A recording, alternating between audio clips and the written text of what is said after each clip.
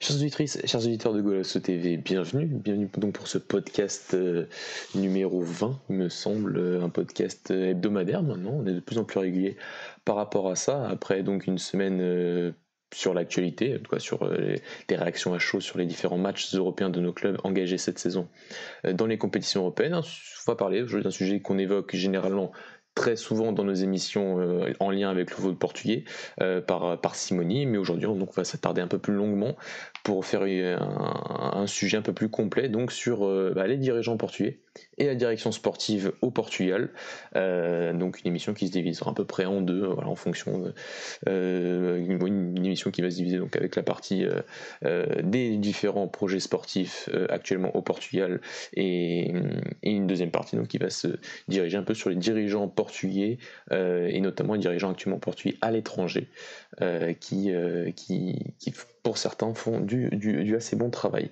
plus à l'étranger que à la maison. Et donc pour m'accompagner aujourd'hui, j'ai un revenant.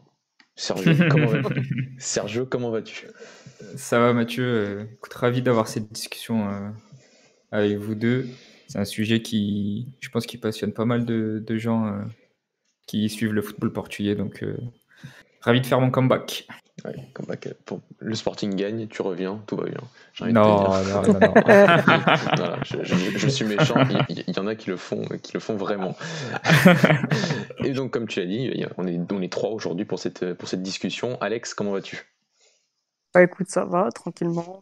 C'était une émission qu'on voulait faire depuis longtemps, parce qu'on en parle souvent, c'est vrai, dans nos émissions, de notre dirigeants portugais, que ce soit au sein de notre championnat, mais aussi à l'extérieur. Et donc, du coup, ça va être super intéressant à faire.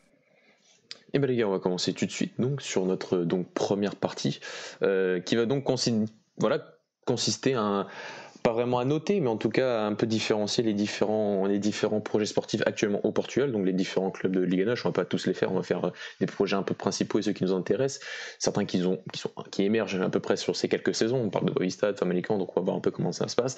Des projets qui sont censés être de très très longue durée et qui ne sont pas forcément très cohérents sont bien sûr ceux des trois grands, et un qui a l'air de se démarquer un peu plus des autres. On parlera donc un peu de Braga bien sûr. Et donc j'ai envie de commencer par les trois grands, si vous voulez les garçons. On en parle souvent, c'est un peu notre thème récurrent ces dernières saisons. Est-ce qu'on mettrait même pas dans un même chapeau actuellement le Sport Lisboa de Benfica et le FC Porto, dans des clubs qui sont censés d'être nos locomotives à la fois dans le championnat domestique et à la fois dans nos compétitions européennes, et qui aujourd'hui démontrent par des choix plus que douteux au niveau du recrutement, des dirigeants et de la formation, et ça fait un sacré package qui n'a pas l'air de satisfaire tout le monde. Je sais pas qui veut commencer. Non, je vais commencer. Comme tu l'as dit, c'est vrai on en a déjà parlé un peu même en off sur les compétences de dirigeants au sein de notre championnat. Et c'est vrai, si on regarde surtout le championnat, mais surtout au niveau des quatre grands, parce qu'aujourd'hui, les quatre grands au Portugal, il faut le dire, le club qui travaille mieux, c'est ton club, Mathieu, c'est sur Braga, parce que tout simplement, c'est le club qui est le mieux géré financièrement, qui a peut-être plus de vision pour l'avenir. Voilà, tu prends l'exemple d'un Benfica ou Porto, tu sais pas où ça va, dans quel chemin ça va, qu'est-ce qu'ils veulent faire dans l'avenir. On en parle souvent, mais la gestion de PFK est juste catastrophique, que ce soit au niveau du recrutement, du projet pour les jeunes. Il n'y a aucune anticipation au niveau du recrutement, c'est-à-dire qu'aujourd'hui, tu achètes des joueurs, mais tu sais même pas comment tu vas les faire les jouer parce qu'ils n'intègrent même pas ton modèle de jeu. C'est-à-dire que, pour l'exemple par exemple, d'un Otamendi, moi, quand je vois au début de saison que tu prends Otamendi et Vertonghen, je me dis, bon, Jesus, il va peut-être changer son modèle de jeu, il va peut-être pouvoir jouer avec un bloc médian pour pas laisser trop d'espace dans le dos de la défense, parce qu'on sait qu'avec un Vertonghen et avec un Otamendi, c'est compliqué au niveau de la vitesse. Moi, je me dis ça quand je vois ces deux défenseurs, parce qu'avec le départ de Ruben Dias, je me dis, ça va jouer comme ça maintenant. Et en fait, non, ça joue avec des espaces à 40 mètres dans leur dos, et on voit que c'est juste catastrophique, que Benfica, actuellement, ça faisait 20 ans qu'ils n'avaient pas une défense aussi mauvaise, et tout ça, c'est dû à un mauvais recrutement, et ça dure depuis des années. C'est-à-dire que, je sais pas, une gestion d'un club, si elle est bien organisée, tu aurais déjà dû anticiper le départ d'un Ruben Dias depuis 1 voire 2 ans. Tu savais que ce joueur allait partir qu'il allait partir, si c'était pas cette année, c'était l'année prochaine. Et donc, pourquoi tu ne prends pas un joueur du championnat argentin ou je sais pas quoi pour l'intégrer dans ton équipe, pour l'adapter, pour qu'il s'adapte plus facilement à ton équipe, tu lui laisses 1 ou 2 ans sur le banc, tu le fais jouer un petit peu de temps en temps, même avec la B, etc. Et ensuite, dès que Ruben Dias part, tu l'intègres à ton équipe et voilà, c'est fait. Et en fait, non, tu vas chercher un Otamendi qui ne correspond pas du tout à ton modèle de jeu, un RDT, par exemple, pareil, c'est-à-dire que hier, je m'amusais à écouter de nombreuses interviews de José Boto, et c'est vrai qu'il disait, ouais, tu prends un RDT, non, tu prends RDT, pardon, c'est Facundo Ferreira, c'est-à-dire, et RDT, ça revient un peu à la même chose. Tu prends un Facundo Ferreira, le garçon est habitué à jouer avec un Paulo Fonseca, il performe sur ce modèle de jeu qui est pas sur la possession, sur des transitions rapides, etc. Et au final, tu le mets avec un Rui Vitoria qui a un modèle de jeu totalement différent de Paulo Fonseca. Et après, on s'étonne comme quoi il réussit pas Benfica. Et RDT, c'est pareil. C'est-à-dire qu'aujourd'hui, tu fais du recrutement au pif, au hasard, ou je sais pas, avec des agents. C'est-à-dire qu'il y a plus aucun scouting à Benfica. Et on en reviendra plus tard dans la deuxième partie avec José Boto. C'est le seul d'ailleurs qui, quand il est arrivé à Benfica en 2017, a mis en place une cellule de recrutement, un scouting en place, et depuis qu'il est parti, c'est catastrophique. Donc déjà, c'est pour ça, c'est pour un peu parler de Benfica. À Porto, c'est exactement la même chose. C'est-à-dire, aujourd'hui, par exemple, tu achètes 3 attaquants de pointe, donc tu as Rémi, Martinez et Van Nilsson, et au final, tu te retrouves à jouer en 4-3, donc avec une seule pointe. C'est-à-dire qu'aujourd'hui, tu as 4 joueurs pour une seule place. C'est-à-dire que tu as recruté des joueurs au pif, tu savais même pas ce que l'entraîneur allait avoir comme plan de jeu, comme modèle de jeu. C'est comme je dis souvent, voilà. Après, par exemple, tu prends l'exemple de Braga, là oui, c'est cohérent dans leur recrutement, c'est-à-dire que tu perds un Païna, derrière tu vas chercher un Al-Musrati qui a à peu près le même profil. Tu perds un Trigan, tu vas chercher un Yuri Medeiros, pareil, gaucher, qui peut entrer dans l'axe, qui peut jouer dans les interlignes. Et pareil pour le Sporting, mais ça c'est plus récemment, depuis avec l'arrivée surtout d'Amorim et des différents dirigeants comme Vasco Fernandez ou surtout José Chiera, qui est arrivé, qu'ils ont acheté Porro. Amorim l'a très bien dit lors de son interview, il ne connaissait pas du tout Porro. Et au final, tu vois que le scouting a été fait le travail de scout a été fait de très bonne façon, parce que ils ont acheté Porro parce que ce joueur-là rentrait parfaitement dans le modèle de jeu d'Amorim, c'est-à-dire un joueur qui peut-être qui va avoir plus de difficultés dans une défense à 4, mais en tant que piston, c'est tout simplement tout ce qu'il fallait pour Amorim. Et pareil pour Fedal, tu savais que tu allais perdre Mathieu, et tu fais quoi? Tu vas rechercher un joueur avec de l'expérience, gaucher, qui a une très bonne vitesse, qui sait gérer son dos, l'espace, et voilà. Et donc ça fait qu'aujourd'hui, comme par hasard, et c'est pourtant, faut pas connaître le foot, faut pas avoir un bac+5 au foot, comme par hasard, aujourd'hui, qui tu retrouves dans les 2 premières places de notre pays? Sporting et Braga. Je sens que tu avais des choses à dire, Alex. On a bien commencé, il a vidé son sac. Juste avant de te lancer, Sergio, j'aimerais juste parler un petit peu du FC Porto, pour compléter Alex, parce que on parle beaucoup des erreurs de gestion du FC Porto. Moi, s'il y a bien un truc quand même qui m'a choqué sur les dernières semaines, c'est limite le recrutement fait par l'entraîneur.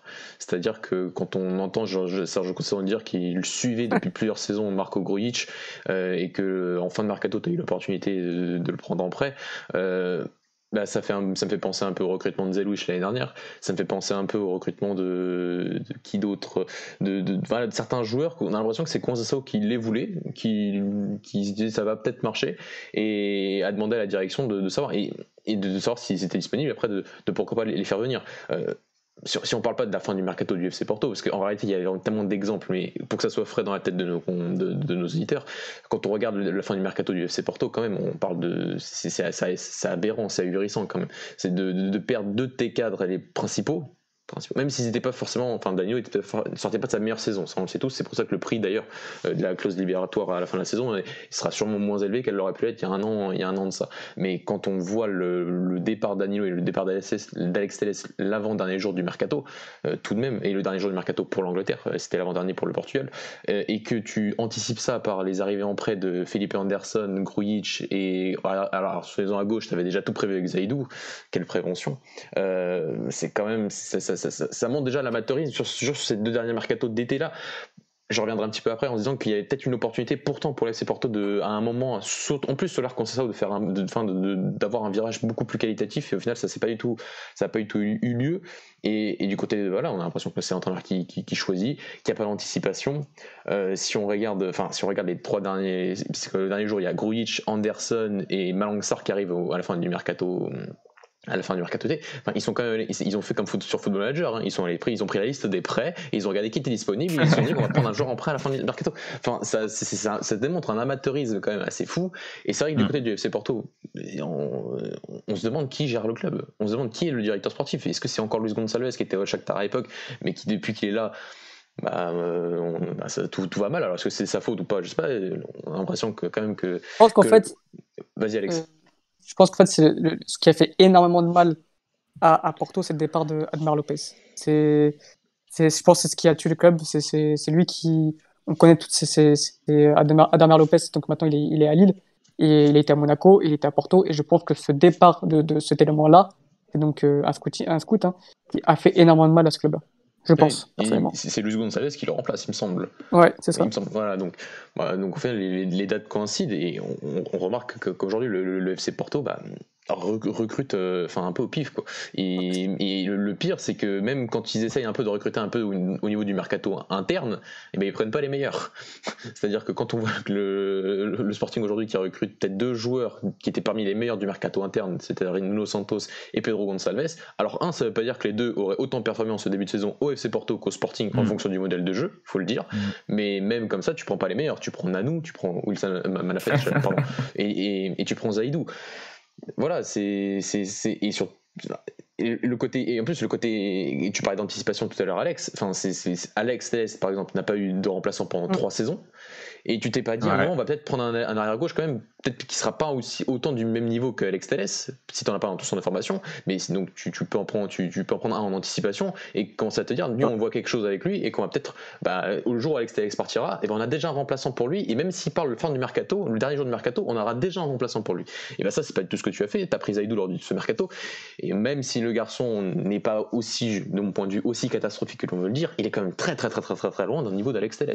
Donc c'est surtout s'il se blesse, tu remplaces par qui ça tu fais comme d'habitude, tu te remplaces par l'arrière droit Wilson Manafa, ou tu inventes, tu mets Diogo Leite à gauche. Enfin voilà, la gestion des centraux depuis plusieurs saisons est catastrophique. Enfin, c'est assez perturbant quand même, surtout que pourtant il y avait quelques éléments, le transfert de Luis Diaz, et quand même le transfert type Porto des années 2000, 2010, début des années 2000, c'est tellement, t'as l'impression qu'ils vont enfin reprendre une filière qu'ils connaissaient bien, mais au final c'est très très éphémère ce genre de transfert. C'est arrivé aussi un peu avec Eder Militao, et c'est ça aussi je me disais, c'est que voilà, cette saison là, celle où le FC Porto perd finalement le titre en 2018-2019, c'était pourtant une saison charnière. C'est de se dire que tu sortais une première saison avec Conceição avec ce titre finalement acquis au bout de 4 saisons sans l'avoir gagné, et que limite, après ce titre-là, tu renforces ton équipe. C'est-à-dire que Marcano part en fin de contrat, mais tu récupères Militao. Et t'étais avec une équipe quand même, t'avais encore Brahimi, t'avais encore Herat, donc t'avais encore une équipe forte qui jouait peut-être pas un football aussi impressionnant que la saison d'avant, mais qui était quand même forte. Et malgré, et toute ta direction sportive tombe par terre avec les départs en fin de contrat d'Herrera et de Brahimi. Parce que tu peux pas les revendre, et qu'au final, tu remplaces, et sur le mercato d'après, tu remplaces mal, ou tu remplaces trop tard avec Théo Ribé, avec Luis Diaz qui arrive, mais qui a pour moi encore pas le niveau de Brahimi. Donc c'est plein de petits éléments par rapport, et surtout au mercato, de ce côté direction sportive, et de ce côté qu'il faut anticiper, et qu'il n'y a aucune anticipation. Et je reprends, et on reviendra peut-être sur après Alex, mais tu as tout à fait raison. Et surtout par rapport à Medeiros, il arrive 2-3 mois avant le début du mercato, 2-3 mois avant le début de la saison cette saison 2020-2021 pour remplacer Trinquant, parce que Trinquant, tu sais qu'il part depuis le mois de janvier, et Al Musrati, André Castro arrive 2-3 jours après la fin de la saison et quelques jours après la nomination de Carvalhal à la tête de Braga. Donc c'est juste ça, c'est une question d'anticipation, et que parfois tu peux pas forcément anticiper, tu peux pas forcément avoir dans ton équipe, par exemple du côté de Braga, un joueur qui puisse remplacer Paligne après le départ de Paligne. C'est pas possible d'avoir un joueur qui puisse remplacer tout de suite, que tu peux avoir dans ton effectif pour avoir en backup de Paligne dans ton effectif de la saison dernière. C'est pas possible, c'est un joueur beaucoup trop fort pour avoir un backup de son niveau. Par contre, dès qu'il est parti, tu as pu récupérer un Al Musrati en fin de contrat. Ça aurait pu être quelqu'un d'autre, mais là c'était une opportunité quand même en or, vu qu'il est en fin de contrat, de le prendre. Et c'est toujours cette question d'anticipation. Et du côté de Benfica et de Porto, on la voit absolument pas depuis plusieurs saisons. Et j'ai envie de maintenant te lancer sur toi, Sergio, par rapport au Sporting. On reste quand même sur une direction qui a quand même réussi à vendre il y a 1 an et demi de cela Rafinha le dernier jour du mercato pour prendre Rezé et Bolassier. Maintenant, après l'arrivée de Ruben Amorim, à quoi te fait penser Qu'est-ce que tu en penses de ce début de saison et de ce mercato notamment, qui, on l'a souvent dit aussi, a été plutôt très bien géré? Ouais, bah c'est vrai qu'on est passé du tout au tout, hein, d'une saison où on fait un peu n'importe quoi, et d'une saison où, étrangement, on se dit, mais là, il y a tout qui se passe bien, tu vois. Et ouais, c'est vrai que les résultats sont bons. On a l'impression qu'on a rempli les postes comme il faut. Les joueurs, voilà, ils cadrent bien dans l'équipe. Et la direction, bah là, pour le coup, on ne peut que dire qu'ils ont fait du bon boulot. Là où je peux apporter une petite nuance, c'est que j'ai l'impression que, même si Ruben Amorim a dit que Porro, il le connaissait pas, etc., j'ai vraiment l'impression que si tu retires Ruben Amorim à cette direction, je suis pas sûr qu'ils arrivent à reproduire ce mercato. C'est un peu la petite nuance que je veux apporter vis-à-vis du Sporting. Mais ouais, les joueurs ont bien été ciblés. Et moi, il y a un petit point que du coup je veux aborder. Et je pense, Mathieu, tu pourras en dire plus. C'est que j'ai l'impression que quand les clubs ils sont un peu en galère financièrement ou qu'ils ont moins de moyens, ils sont un peu obligés de trouver des solutions, ils sont un peu obligés de réfléchir, et ils sont peut-être un peu plus obligés de se retirer de ce cercle des agents et de ces obligations qu'ils ont envers les agents, qu'ils ont énormément maintenant. Et donc peut-être que ça aide aussi à chercher sur des marchés qu'ils n'allaient pas habituellement, sur le marché interne, à regarder les joueurs sans contrat comme Youri Medeiros par exemple, ou Al Musrati. Musrati plutôt, ouais. Medeiros est prêté par Nuremberg, ouais. Ouais, voilà, pardon. Ou ces joueurs voilà, que tu peux relancer, tu vois, qui sont passés par le championnat, mais que tu peux relancer comme Medeiros. Voilà, aller sur ces marchés et essayer de construire une équipe compétitive sans forcément dépenser énormément, ou faire plaisir à des agents parce que tu es dans ce cercle-là. Donc voilà, qu'est-ce que tu en penses, toi, de ça, d'avoir peut-être moins de moyens et essayer de faire mieux avec moins de moyens, quoi. C'est parfois mieux, quoi. Bah ouais, c'est surtout ça. Après, je dirais pas que Braga est en galère financièrement, mais a des contraintes financières logiques par rapport à son budget, par rapport à ça, et que pour essayer de pallier cette distance par rapport au grand, il faut être plus intelligent, tout simplement. Et il faut être plus intelligent au niveau de son mercato. Il faut être aussi intelligent sur son projet sportif qui passe aujourd'hui par la formation, et on y reviendra. Mais sur le côté recrutement, c'est ce qu'a démontré Braga. Pour autant, tu vois, on va pas forcément chercher dans des marchés extrêmement lointain, on va surtout chercher dans le marché interne. Plutôt interne. Voilà, c'est interne. Après, il y a quelques semaines, j'avais dit que parfois je pensais qu'on pouvait peut-être aller chercher dans certains championnats un peu éloignés, comme on avait fait à une époque, on était allé chercher quelques jours en Norvège et au Danemark, et ça n'avait pas très bien fonctionné, donc c'est pour ça qu'on avait peut-être un petit peu lâché. Mais je me suis dit, il y a certains joueurs que l'on a recrutés je pensais à Galeno par exemple, qui au final fait une très très bonne saison, mais je me disais, pour 50% seulement des droits de Galeno pour 3,5 millions d'euros, tu pouvais peut-être aller chercher un joueur moins cher à l'époque, qui avait un peu les mêmes caractéristiques, dans un marché un peu plus autre, un peu plus éloigné, mais pour un prix moins cher, avec surtout 100% des droits économiques dès que tu vas devoir le vendre. Mais au final, j'ai lu un article il n'y a pas longtemps qui s'appelle Vasco Samouk, qui disait que quand tu déjà essaie de connaître ce qui se fait autour de toi, et généralement ce qui se fait autour de toi tu le connaîtras toujours mieux que ce qui se fait ailleurs. Et c'est vrai que Braga respecte bien ce principe de on connaît le championnat portugais, les premières divisions, deuxième division portugaise par cœur.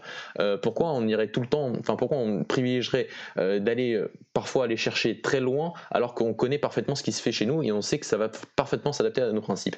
Et ce qui fait chez nous et ce qui s'est fait chez nous et qui est parti ensuite ailleurs, comme Yuri Medeiros, comme tu as dit, comme André Castro qui était en Turquie pendant 7 ans. Et c'est-à-dire que ces garçons-là, on les connaît, si on les rappelle, on sait ce qu'ils vont nous donner, et parce qu'on les a observés pendant plusieurs saisons, ça fait des années qu'on les observe. Et donc on va aussi profiter par exemple d'un Yuri Medeiros qui est dans une phase très descendante de sa carrière pour pouvoir en profiter et récupérer un prix quasiment nul près cette année, et sûrement que la clause libératoire sera débloquée à 1,5 million d'euros.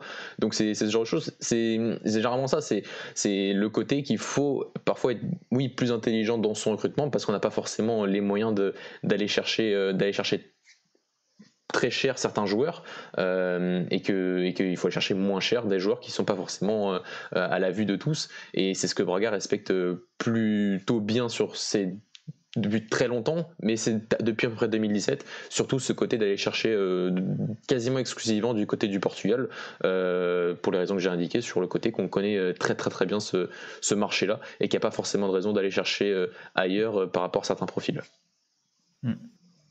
Il y a un autre point dont tu as parlé tout à l'heure, c'est au niveau de l'anticipation.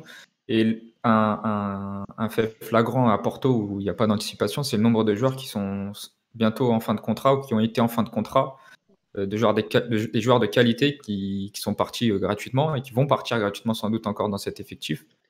Et ça, pour une structure aussi professionnelle que Porto, c'est pas croyable, quoi. Un club qui lutte pour un titre ne peut pas à chaque fois, chaque été, laisser partir ses meilleurs joueurs gratuitement. C'est inconcevable, quoi. C'est ça. Et moi, ce qui me choque même le plus, c'est le nombre de joueurs prêtés sans option d'achat pour un an. On parle de Bordeaux, on parle on parle peut-être, sûrement l'un des plus grands clubs du Portugal, et même un gros club européen.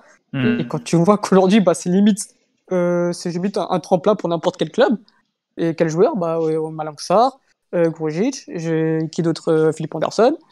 C'est aujourd'hui, on prête tous nos joueurs à Porto, et non, il y a, je sais pas, en gros, voilà, comme a dit Mathieu tout à l'heure, c'est un recrutement au hasard. On a vu, on avait des besoins là, il restait un jour de recrutement. Quel joueur peut nous faire recruter? Et voilà, on choisit lui au hasard, et on voit notamment avec Philippe Anderson, qui ne rentre pas du tout dans les plans de Conceição. Et encore plus que ça, et encore le plus flagrant, c'est au niveau des jeunes. C'est-à-dire que, à la limite, si tu as des joueurs en fin de contrat et que tu veux les laisser partir, c'est pas grave, le joueur a pas voulu prolonger, t'as pas voulu le laisser partir plus tôt, t'avais besoin de lui à un moment donné, c'est pas grave. Mais si tu le remplaces derrière comme j'ai dit tout à l'heure, par une anticipation, par un jeune joueur qui pousse depuis 2-3 ans, qui pousse vraiment, et tu sens qu'il est prêt à prendre la relève, je me dis, c'est pas grave, l'autre il part en fin de contrat, derrière t'as un jeune qui arrive, qui prend la place. Mais même pas, c'est en fait tu perds ces joueurs-là, et après tu perds tes meilleurs actifs, les jeunes, quoi, et donc tu les vends pour 40 millions, 20 millions en option d'achat, etc. Et après tu vas chercher des joueurs en prêt. Donc c'est une gestion que je ne comprends pas, et j'aimerais un jour avoir le plaisir de discuter avec les dirigeants du FC Porto pour comprendre leur façon de raisonner, quoi. J'ai l'impression qu'il y a un espèce de goulot d'étranglement autour des clubs portugais, à cause du fair play financier ou ce genre de choses, parce qu'ils sont mis dans des galères un peu. Et du coup, ils sont entre les contraintes sportives où ils ont besoin d'avoir une équipe compétitive quand même, et les contraintes financières où ils sont obligés de vendre. Et j'ai l'impression qu'à chaque fois, la balance pèse quand même plus sur les contraintes financières que sur les contraintes sportives. Et ça, c'est un peu de tous les clubs, j'ai l'impression, au Portugal. Donc, c'est un peu là-dessus que ça se joue aussi, quoi. Après, tu vois, du côté du FC Porto, c'est clairement ça. C'est la vente de Fabio Silva et la vente en option d'achat obligatoire de Vitinha. Tu récupères donc logiquement 60 millions d'euros l'année prochaine, quoi. C'est ça. Donc oui, mais c'est ce qui se passe quand tu n'es plus capable de valoriser tes joueurs, tes actifs premiers, ton équipe première. C'est ce qui se passe. C'est-à-dire que tu ne sais plus comment faire pour récupérer de l'argent et que tu es obligé de vendre tes actifs potentiels, mais qui aujourd'hui sur le marché européen sont des actifs comme les autres, c'est-à-dire les jeunes de 17, 18 ans, 20 ans pour Vitinha, que sont donc des Fabio Silva et des Vitinha, parce que tu récupères l'argent que tu ne peux plus récupérer par rapport à la non-valorisation de tes actifs il y a quelques années. Par exemple, le cas de Moussa Marega, je n'ai pas envie de s'acharner sur Moussa Marega, mais le côté de sa première saison, elle est en réalité très bonne, mais il n'y a pas besoin d'avoir fait, comme le dit Alex, un bac plus 5 pour se rendre compte que Marega a fait c'est une énorme surperformance, sa saison 2017-2018. C'est une énorme surperformance. Tout le monde l'avait vu avant, tout le monde l'avait vu avec Guimarães, à Maritimo. Ça n'a jamais été un mauvais joueur, c'est un joueur avec des caractéristiques très particulières, on l'a tous dit, on l'a tous répété, et qui, dans ce modèle de jeu de Sergio Conceição, s'est bien adapté sur la première saison. Après, qui sont importants pour Conceição? Oui. Est-ce qu'un joueur physiquement fort, capable de prendre la profondeur, il n'y en a qu'un seul sur cette planète? J'ai du mal à le croire. Donc, une vraie direction, c'est de se dire, on a fait un truc de fou, aujourd'hui on a récupéré Conceição à l'époque, pour relancer des actifs qui, se disant, n'en valaient plus rien. On a réussi à faire une saison en étant champion et des joueurs se sont valorisés, dont un Moussa Marega. Qu'est-ce que tu dois faire? Tu dois le vendre, parce que tu avais des offres. Tu dois le vendre et tu dois prendre quelqu'un qui tu dois avoir dans une shortlist déjà 3-4 noms d'attaquants qui correspondent au profil et aux caractéristiques que recherche Sergio Conceição pour son attaque, c'est-à-dire un joueur qui est capable de prendre la profondeur, qui est capable d'avoir un bon timing dans cette prise de profondeur, d'un bon timing de pression pour face à l'adversaire. Cette capacité aussi, comme le fait aussi Muriel, d'être capable de récupérer ses ballons de haut but. Voilà, c'est une liste de caractéristiques qui était censée la donner à Sergio Conceição et te dire qu'est-ce que tu veux de plus, parce que nous on va vendre Marega, parce que désolé, 40 millions d'euros, on se rend compte qu'on va jamais les revoir un autre jour. Et surtout qu'aujourd'hui Marega en plus il est en fin de contrat quand même.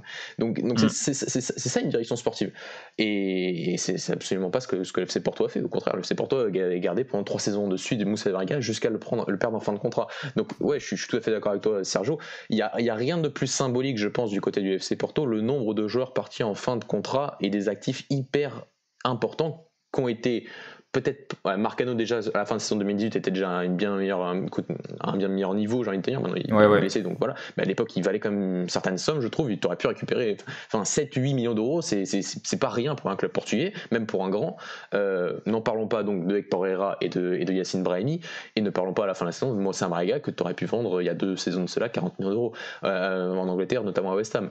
Donc c'est ça, et surtout que et après bien sûr comme l'a dit Alex, tu compenses par des prêts parce que tu sais pas comment faire, parce que t'as pas anticipé, parce que t'as pas de joueurs dans ton effectif, et que en fait tu valorises pour les autres, et ça c'est impossible de faire ça au Portugal. C'est en fait c'est le truc de souvent aussi penser, et même les grands, de penser que ce sont des points finaux pour la carrière de certains joueurs, alors que c'est absolument pas le cas.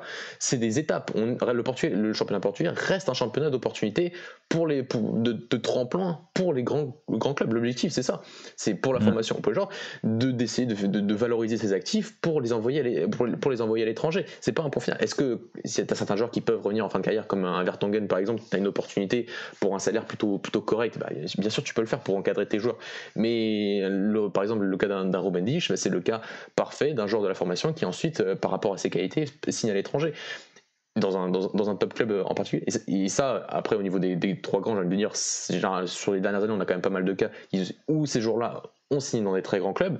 Après pour les autres clubs comme Braga, comme Guimarães, cette année t'as quand même eu le cas de Trincão, t'as quand même eu le cas de Tapsoba qui est parti au Bayer Leverkusen, donc ouais c'est un degré moins, et eux peut-être pas Trincão, mais Tapsoba par exemple fait limite une étape intermédiaire dans sa progression en allant au Bayer Leverkusen, s'il confirme tout son potentiel pour aller signer après dans un plus grand club, mais c'est ça, et ça c'est pas incorporé, je trouve, surtout dans la communication des clubs, comme voilà, de penser pour des grands, on est des grands, et limite on est limite au niveau des grands européens, alors que c'est absolument pas le cas, mais on a quand même encore envie de le faire croire pour se sentir grand, et malheureusement ça se joue sur sa direction sportive de penser qu'on peut dépenser des 90 millions d'euros comme efficace cette saison sans pour autant avoir une stratégie à long terme. Et c'est ce qui a failli se passer avec Cavani. C'est ça, c'est de se dire qu'on aurait peut-être pu dépenser encore plus d'argent que Darwin Núñez en fonction du salaire pour un joueur qui ne t'aurait donné peut-être pas ce que tu voulais en termes européens à lui tout seul, parce que c'était limite à lui tout seul vu l'effectif que tu aurais créé autour de lui cette saison, et qu'à la fin tu retires quoi de Cavani,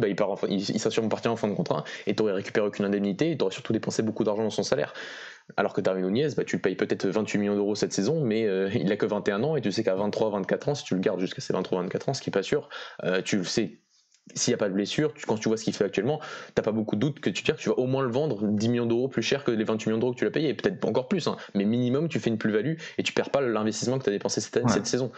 Donc voilà, c'est plein de cas que pourtant ces clubs-là faisaient avant, quand ils avaient plus de difficultés financières, et qui aujourd'hui, Porto est encore plus en difficulté financière, Benfica non, et pourtant continue à faire des bêtises atroces sur ce mercato. Benfica, c'est un peu un exemple différent. J'ai l'impression qu'ils ont tout bien fait jusqu'à récemment. que ce soit la formation, que ce soit les joueurs. Ils ont très bien travaillé jusqu'à maintenant et que depuis quelques 2-3 ans, tout part en cacahuète, quoi. Donc, des mauvais recrutements, comme dit Alex, les jeunes joueurs, du coup, maintenant avec le recrutement de Georges Jesus, on voit un petit peu ce que ça donne.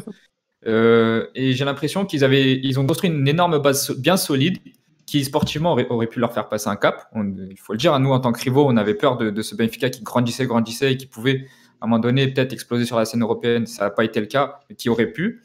Et j'ai l'impression que au tournant de ça, ils sont passés du côté financier uniquement. Ils ont oublié un peu l'aspect sportif. Et voilà, je ne sais pas ce que vous en pensez, vous, là-dessus, si vous partagez cet avis.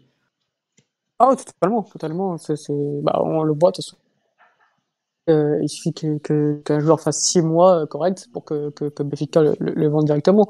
Donc voilà, par exemple, là, je suis quasi persuadé que Nuno Mendes serait à Benfica au mercato d'hiver.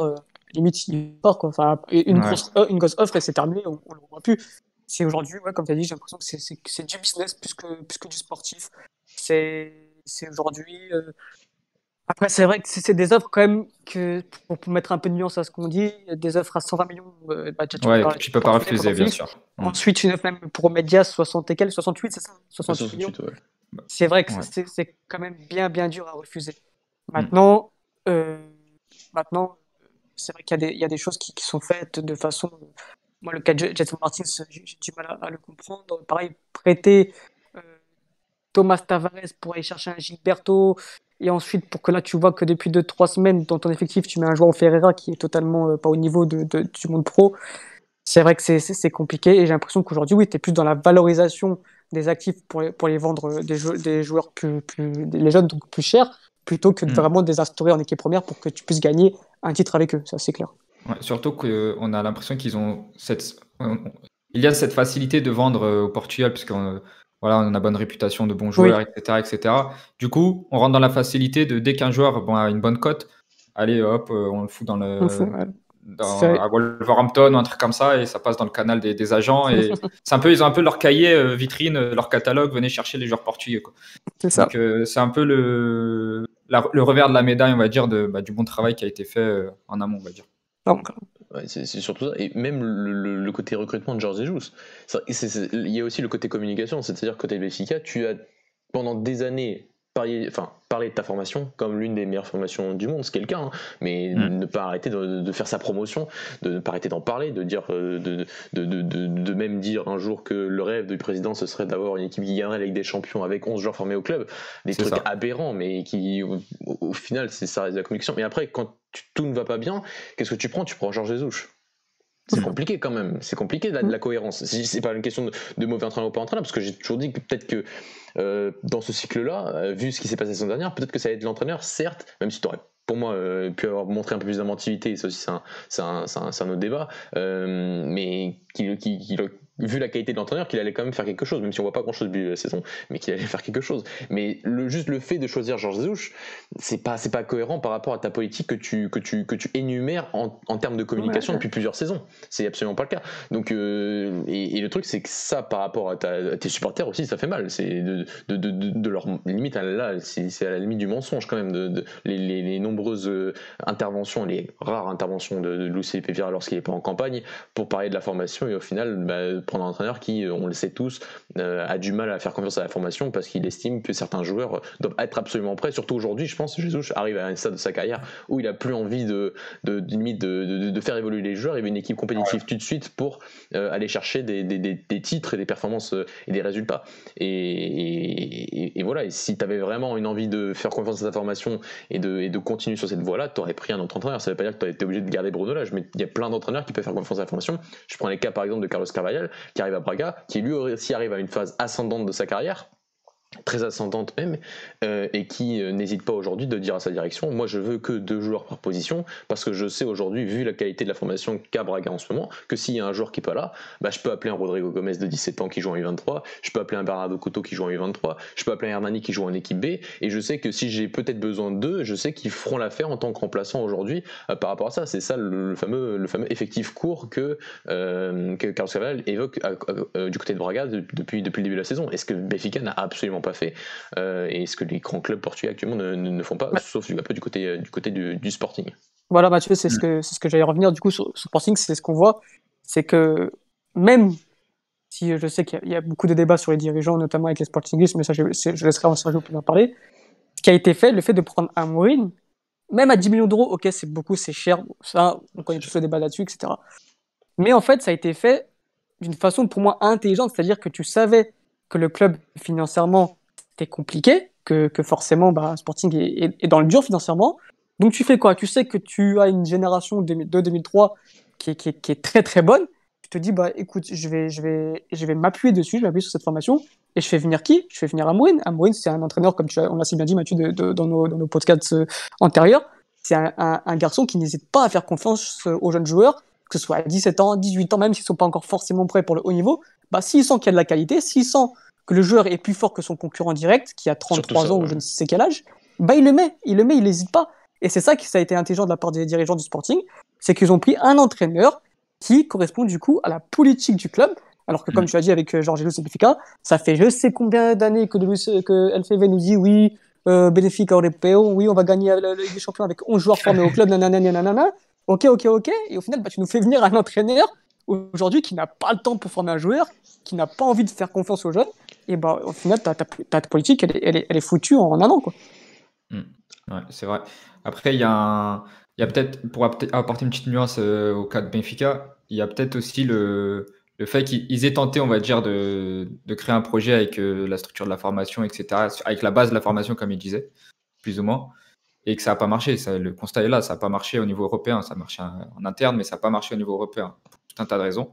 Oui. Donc, est-ce qu'il n'y a pas aussi, à un moment donné, vraiment un changement peut-être que c'est pas transparent vis-à-vis des supporters, mais qu'en interne, il y a vraiment un changement peut-être de direction sportive où c'est bon, on arrête avec la formation et on réessaye avec quelque chose qu'on connaît, quoi, qui est investir à fond et avec un coach qui connaît bien le championnat portugais. Est-ce qu'il n'y aurait pas de ça aussi? Je sais pas. Si, mais si t'imagines, si dès que t'échoues quelque part, tu rechanges de politique de A à Z direct. Pour moi, c'est pas digne d'un club comme Benfica, tu vois ce que je veux dire? Ouais, t'as raison. Surtout qu'ils ont travaillé autant pour avoir une bonne base de travail et exactement. Ils ne l'utilisent plus, en fait. C'est ça. Surtout qu'ils ne l'utilisent plus. T'as vendu des Bernardo Silva 15 millions d'euros, des Cancelo, des André Gomes, pour ça justement, parce qu'on nous a fait croire que dans 10 ans, on va faire confiance à nos jeunes, qu'ils arrivent, nanana. Et au final, tu te retrouves avec les mêmes problèmes, en fait. C'est-à-dire que aujourd'hui, tu vends tout ce qui passe par là, à des montants certes bien plus supérieurs, mais tu fais toujours pas confiance aux jeunes. Et au final, le seul moment où on a vu un Benfica faire confiance aux jeunes et gagner des matchs avec ces jeunes-là et des titres, ça a été avec Bruno Lage lors de la saison quand il faut la remontada. Et on l'a vu ça sur 6 mois, et je trouve ça tellement dommage quand tu as un centre de formation comme ça qui est considéré comme l'un des meilleurs au monde et ne pas t'appuyer dessus. Mais pour moi, c'est un gâchis total. Mais surtout, tu as des résultats en plus. Enfin, des résultats, tu vois les Bernardo, tu les vois les Cancelo, tu les vois aujourd'hui les Ruben Dias, tu les vois aujourd'hui ces joueurs-là, ils jouent dans les meilleurs clubs européens. Bien sûr que tu vas pas en avoir 50, mais déjà en avoir 3 à Manchester City, malgré l'état de forme de City actuellement, c'est déjà une preuve que ta formation elle fonctionne. Et donc si elle fonctionne et que ces joueurs-là ont le potentiel et ont la qualité et la formation pour arriver à ce niveau-là, ils auraient très bien pu répéter ces genres de performances à un moment de leur carrière quand ils étaient plus jeunes au niveau de ton club.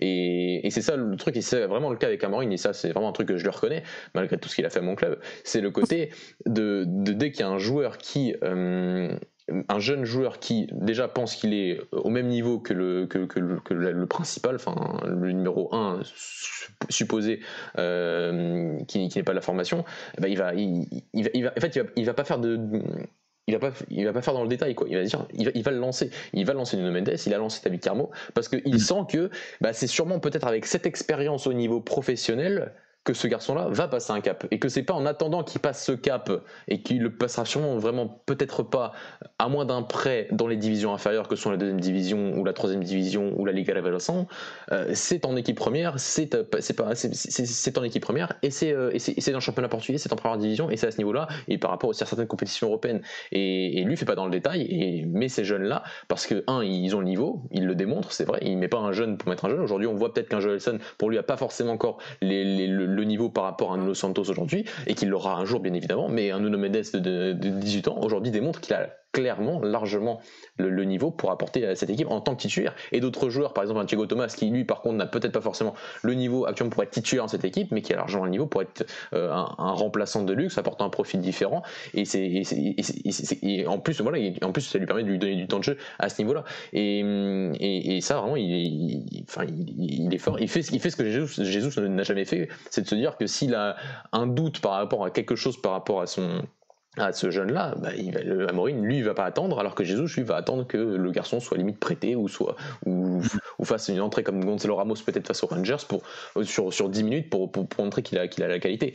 Et ça, c'est très dommage. Et du côté voilà, c'est ce que je reconnais à Amorim, c'est ce côté-là de faire confiance à la formation quand les joueurs ont le niveau. Il n'a pas fait confiance à tous les joueurs de la formation, il a fait confiance quand les joueurs avaient le niveau. Et on peut dire que depuis le début de la saison, ça paye. Ouais, il y a il y a le coach qui fait confiance à ces joueurs-là, et ça, c'est son mérite. Mais aussi, lorsque la direction elle prend un Gilberto au lieu de garder Thomas Tavares, par exemple, qui est une solution du banc, c'est un mec du banc. Donc, pourquoi aller acheter un mec si tu as une solution en interne? Voilà, si tu n'achètes pas un titulaire qui entre dans le 11, bah, autant prendre tes solutions en interne. Donc, il y a aussi la direction qui peut dire au coach, là, c'est pour le banc, on va pas te prendre un joueur s'il n'est pas titulaire directement, s'il va rien apporter de plus que ce qu'on a actuellement.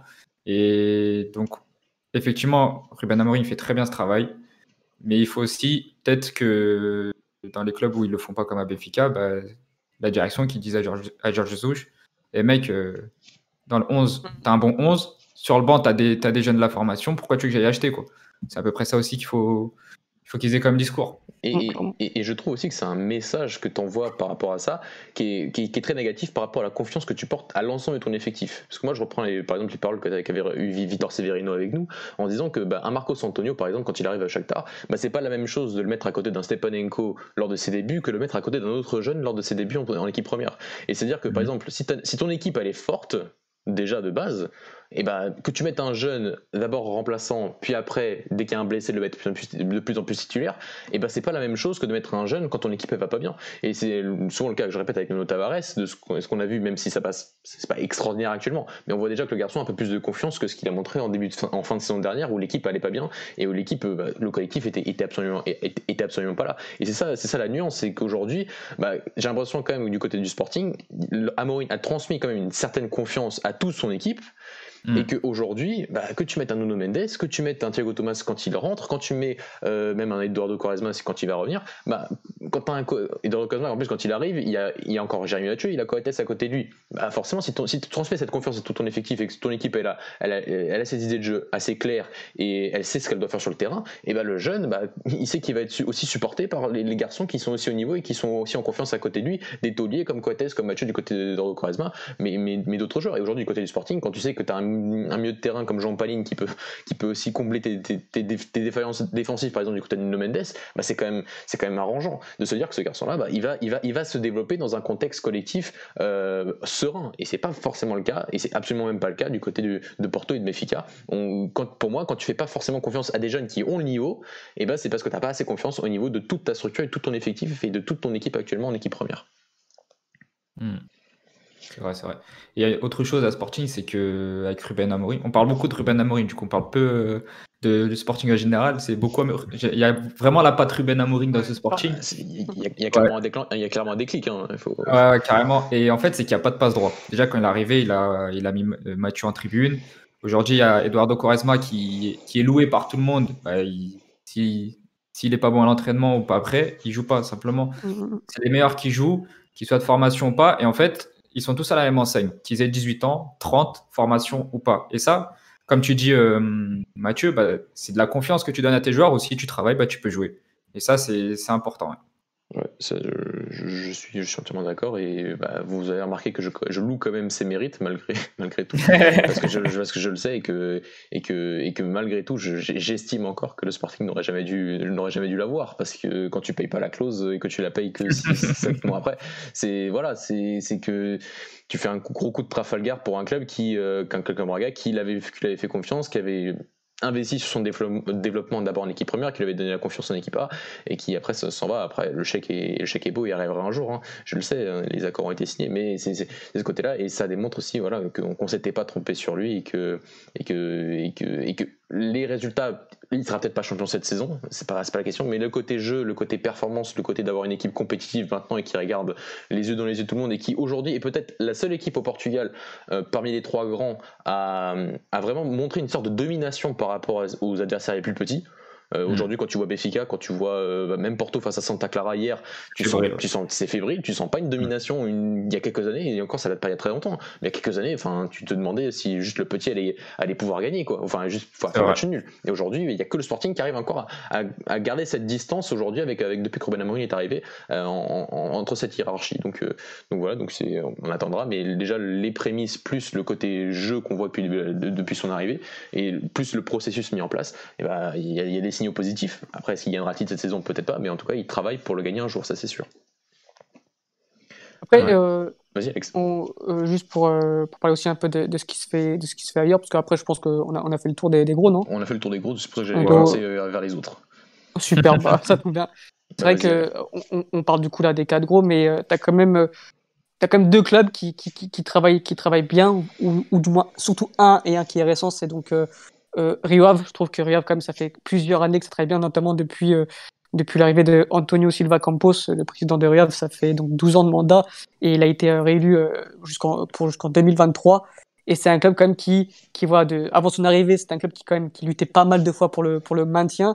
Et depuis qu'il est arrivé, ça se qualifie combien de fois? 3 fois pour l'Europa League? 3 fois, ouais. Je dis pas de bêtises. Ouais, 3 fois pour l'Europa League. C'est un club qui a fait naître beaucoup d'entraîneurs comme Nuno Espirito Santo, Luis Campos, qui d'autre en tête là comme ça? Luis Castro, pardon. Luis Castro aussi, ouais, José Gomez, Pedro Martins, José Gomez. Bien sûr. Donc voilà, et en fait, et l'autre club que je voulais souligner, c'est Famalicão, parce que pourquoi? Parce que pour moi, il y a un homme qui est à la base de tout ça, c'est Miguel Ribeiro, et qui était à Rio Ave, du coup. Voilà.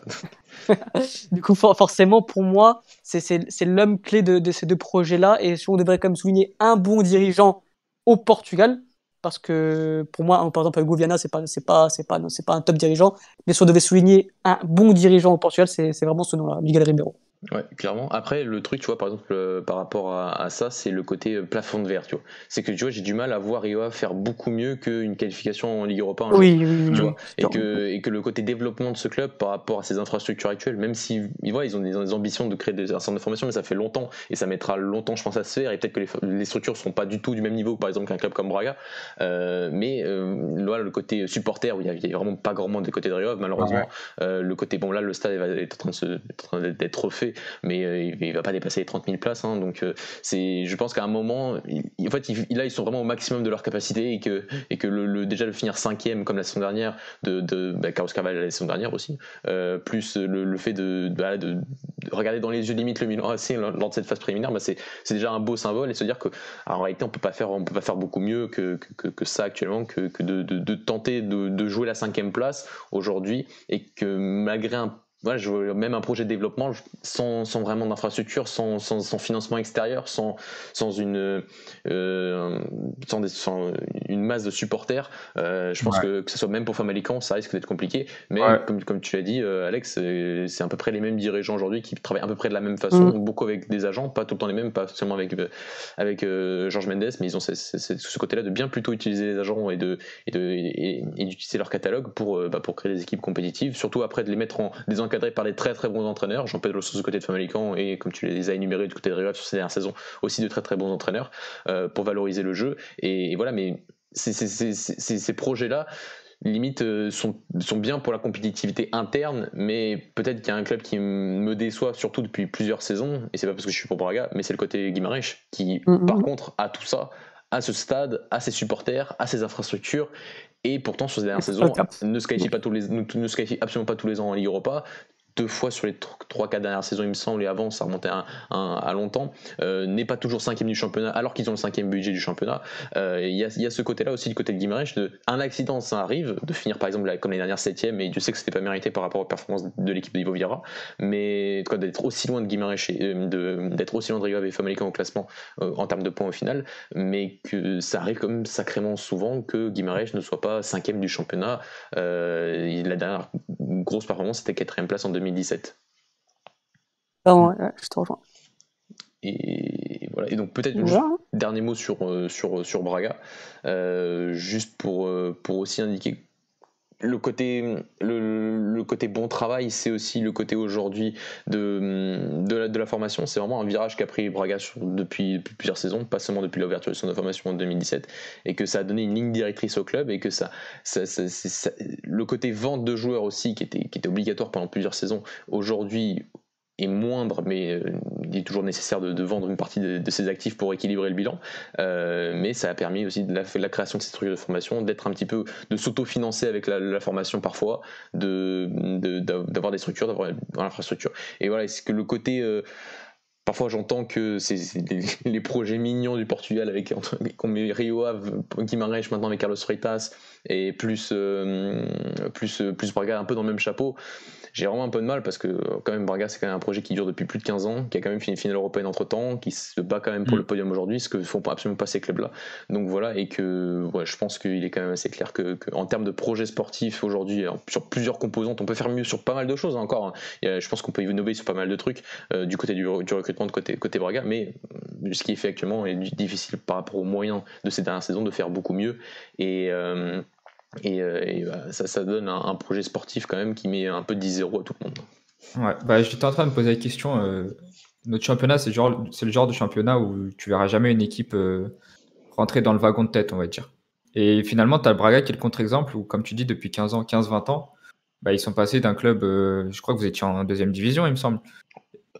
Ça fait longtemps qu'on n'est pas été en 2e division, mais on s'est longtemps battu. Il y a 20 ans à peu près, non? Non, ça remonte un peu plus loin, mais c'était du mieux de tableau, quoi. C'était voilà, du mieux de tableau. Donc c'était un club moyen du notre championnat et qui aujourd'hui a accroché le wagon de tête.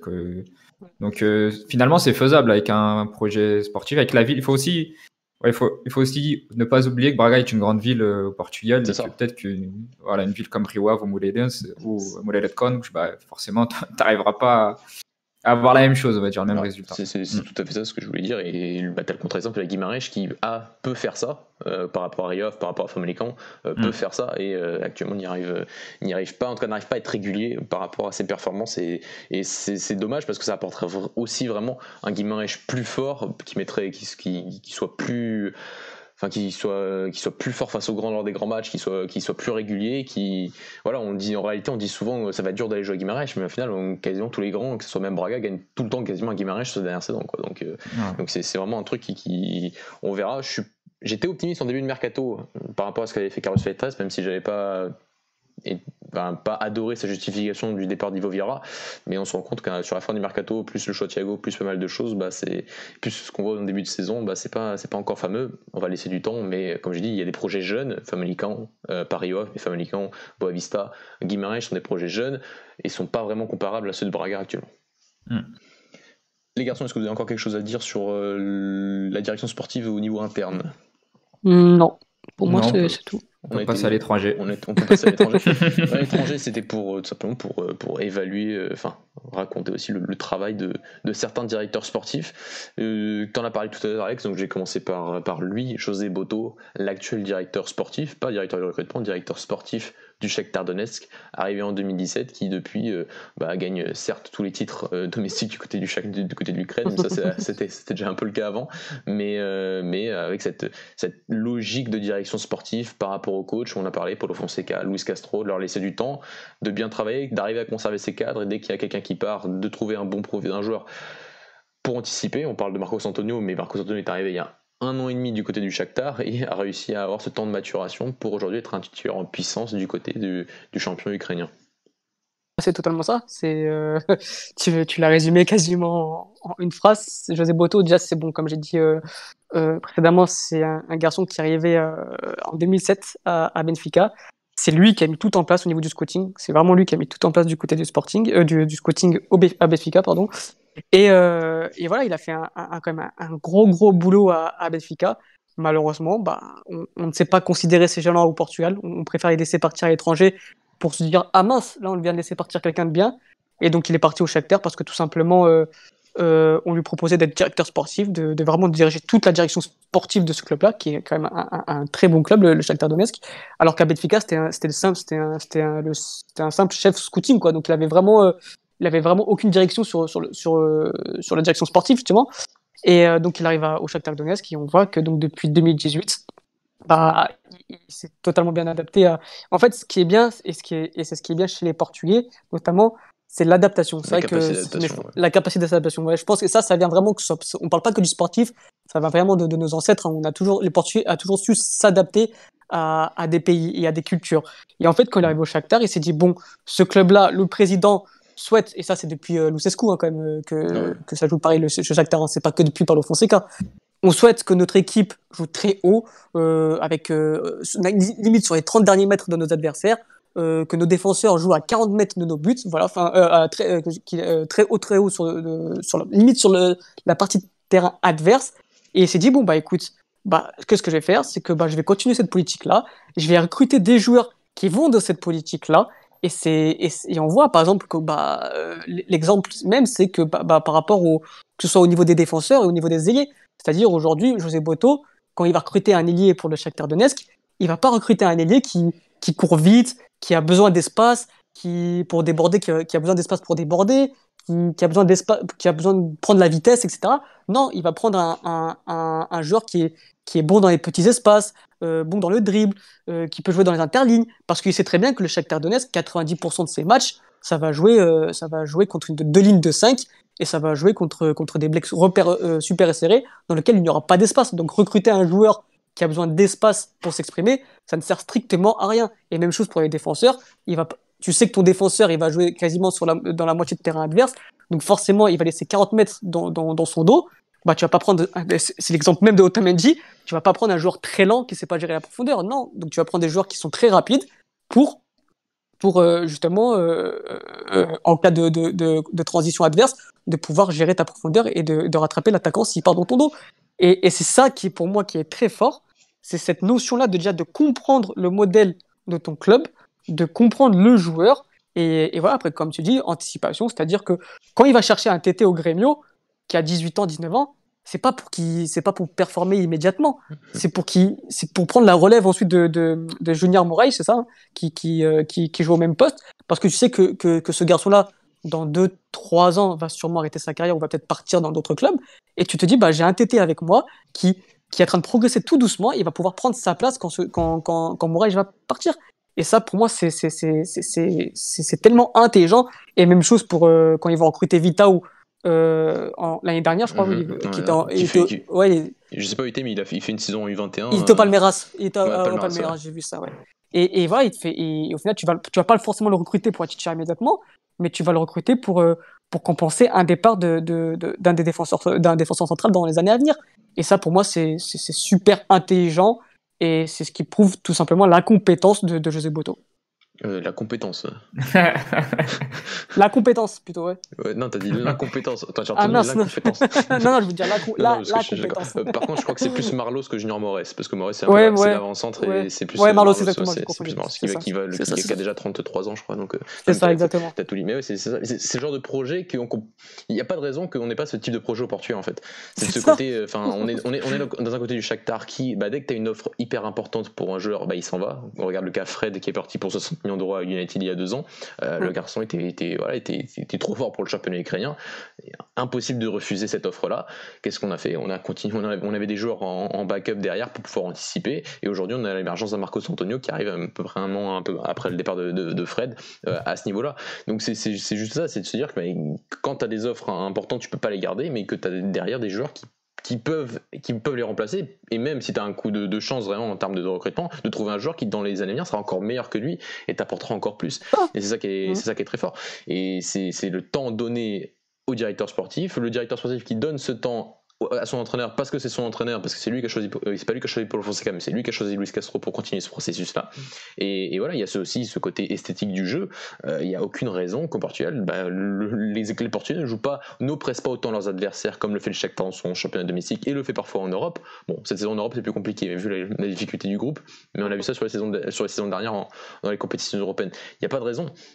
Et ça, c'est la différence entre un projet qui est clair, qui est basé aussi sur de la formation. On a souvent aussi parlé de Fernando Valente côté des U21 et du côté du Shakhtar, qui est aujourd'hui maintenant coordinateur de la formation de ce club-là, de ce côté esthétique du jeu, qui permet d'avoir une équipe qui joue bien, qui fait plaisir à ses supporters, qui gagne des trophées, qui est performante en Europe, un peu moins cette saison, mais qui reste généralement performante en Europe, et voilà, et qui un jour, lorsqu'elle aura peut-être conservé une saison de plus un de ses meilleurs joueurs, qu'elle aura une équipe hyper forte, un peu comme l'Ajax lors de la saison 2018-2019, et peut-être va faire la saison de la saison européenne de sa vie, et après ces garçons-là partiront, comme l'Ajax on l'a vu avec des De Ligt, des De Jong, Ziyech l'année d'après, et après bien sûr que l'Ajax sur cette saison en plus démontre cette capacité à toujours être compétitif, à toujours montrer du jeu dans les compétitions européennes, mais certes ne fera peut-être sûrement pas la même saison en termes de performance qu'il y a 2 saisons. Mais ça arrive pour nos types de clubs de cette fameuse seconde division. C'est voilà, Ukraine, le Pays-Bas, le Portugal, ça arrive une fois tous les ans, mais ça ne veut pas dire que tu peux pas proposer dans toutes les autres saisons du jeu, des performances, des résultats, même si c'est pas pour aller seulement en demi-finale de Ligue des Champions. Mais surtout les idées, en fait. Moi, c'est ce qui me plaît dans ce club-là de Shakhtar, c'est les idées. C'est-à-dire que ce club a l'habitude de recruter des Brésiliens. Il continue dans cette idée-là. Alors que avant, le marché brésilien, c'était un marché qui était très peu analysé par les mastodontes, par le Real Madrid, Barça, le PSG. C'était vraiment des clubs justement comme Benfica, Porto. C'était vraiment et le Shakhtar qui allait sur ce marché-là. Et aujourd'hui, depuis quelques années, on voit notamment avec le Real quand ils sont partis chercher des joueurs qui n'avaient même pas joué en première division, et ils ont acheté 40 millions, type Rodrigo, Reinier, Vinicius. Donc ce marché-là brésilien aujourd'hui est supervisé par les gros clubs. Mais c'est pas pour autant que le Shakhtar a arrêté de regarder ce marché-là. Qu'est-ce qu'ils ont fait? Ils se sont dit, il y a forcément, le Brésil, c'est un pays de foot. On va peut-être pas choper les cracks, mais on va aller chercher des joueurs ailleurs, peut-être dans la division en série B, même en série C, en U20. Et voilà, ils se sont pas arrêtés sur leur idée première. Ils ont continué à explorer ce marché-là. Et d'ailleurs, José Botos dit dans une interview qu'ils ont quasiment un scout par division au Brésil. C'est-à-dire ils ont un scout pour la série A, un scout pour la série B, un scout pour les U17, un scout pour les U20, et ça montre à quel point que le garçon a tout compris et qu'il n'a pas renié l'identité du club, tout simplement. Ouais, ils sont dans la spécialisation, là, avec bien sûr, parce qu'ils parce qu'ils savent qu'ils peuvent pas avoir un recruteur dans le monde entier. Le Shakhtar ne peut pas recruter dans le monde entier, ne peut pas avoir un scout dans tous les continents et sur tous les pays. Donc ils ont ciblé, et je reviens un peu sur le cas de Braga, même si c'est le championnat domestique, Braga a ciblé son championnat et son championnat domestique et les premières, deuxième, troisième division. Le Shakhtar, eux, ils ont fait l'Ukraine, ils savent, ils connaissent. Eux, ils ont plus de moyens, ils inspectent le Brésil parce qu'ils connaissent la qualité du joueur brésilien individuellement est excellente, collectivement tactiquement a encore des difficultés, mais on sait que si on le fait venir chez nous avec nos entraîneurs, on va le faire progresser. Donc on cherche de la qualité pure et c'est ça. Et c'est vrai que tu as parfaitement dit Alex, les Reinier aujourd'hui, les Vinicius, on peut pas, les clubs portugais, les clubs ukrainiens peuvent pas les avoir, mais il n'y a pas que ça. Il y a aussi des joueurs, il y a un nombre incalculable de joueurs au Brésil, et il faut savoir aussi montrer de l'intelligence, ce qu'a montré un peu Porto avec Militao, parce que Militao était en fin de contrat avec Sao Paulo, et là tu en as profité pour payer une indemnité pour l'avoir tout de suite et pour éviter la fin de contrat et pour l'avoir chez toi. Là, ce que va peut-être faire Benfica, peut-être un bon coup avec Lucas Verissimo, en utilisant les grosses difficultés financières de Santos pour avoir une indemnité plus faible et le faire venir, ça c'est intelligent. Par contre, il faut le dire, ça c'est intelligent d'utiliser ces opportunités. Par contre, c'est vrai que les plus gros cracks, tu peux peut-être pas les avoir, mais il y a d'autres joueurs très très bons, et il y a forcément des scouts qui sont capables de les repérer pour t'apporter quelque chose dans ton équipe, parce que c'est vraiment un vivier exceptionnel en termes de quantité et de qualité de joueurs. Et il y a un dernier point que je voulais souligner, c'est par rapport, comme tu as dit, le Shakhtar ne peut pas se permettre d'avoir des scouts partout, mais c'est surtout un choix, en fait, et c'est ce qu'expliquait José Boto. C'est lui, il préfère travailler avec une cellule de scouts de 7-8 personnes, avec lui 9, parce que pour lui, c'est mieux pour l'organisation, c'est mieux d'avoir une petite cellule de recrutement, mais bien placée dans un marché, par exemple là, le Brésil, plutôt qu'avoir, je sais pas moi, une soixantaine de scouts partout, où là, l'information, va mettre beaucoup plus de temps à remonter vers le directeur du recrutement, donc vers José Bodo, par exemple. Par exemple, à Benfica, j'ai cru comprendre qu'il y avait énormément de scouts partout dans le monde.